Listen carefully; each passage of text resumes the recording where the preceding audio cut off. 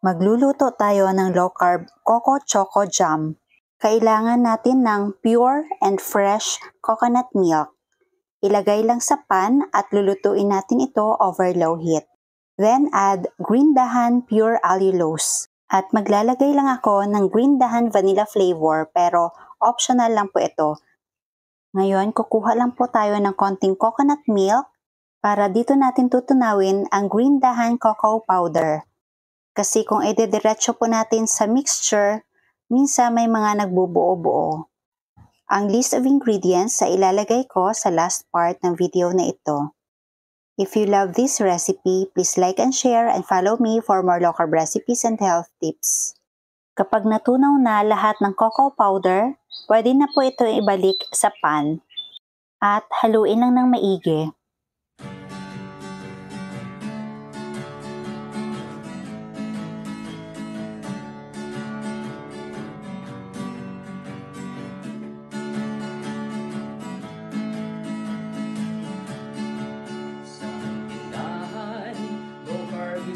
Sa ikumpletong matatagpuan, katulong mo sa pag-ayos ng iyong kalusugan. Marami kang At ang panghuling ingredient, green dahan psyllium husk powder. Kagaya ng ginawa natin kanina sa cocoa powder, tutunawin lang po natin ito galing sa mixture.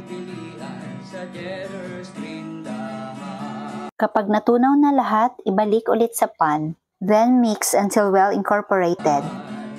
Baking essentials, condiments, nuts and seeds, healthy oils, coconut products, superfoods, herbs and spices, low-carb breads, kakanin, at may sugar-free ulam pa. Happy ang pamimili sa Jedder's Green. Kailangan ma-achieve natin ang thick but creamy consistency. Dapat spreadable po ito. Low-carb essentials sa ikumpletong matatagpuan, katulong mo sa pag-ayos ng iyong kalusugan. Marami kang pagpipilian. Ngayon, pwede nang hanguin. At pwede na itong ilipat sa jar or container. Ngayon, try natin gawing palaman sa low-carb bread.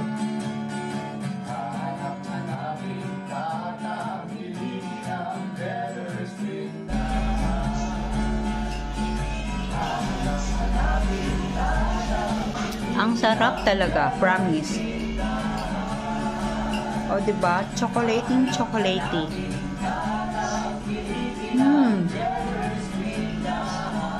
Sobrang sarap.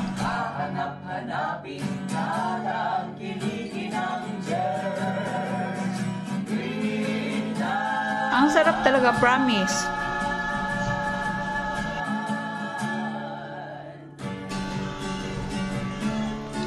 Pares na pares sila.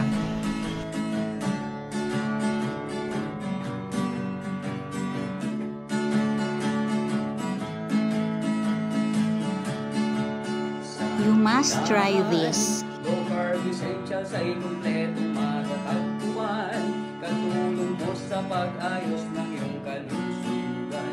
Marami kang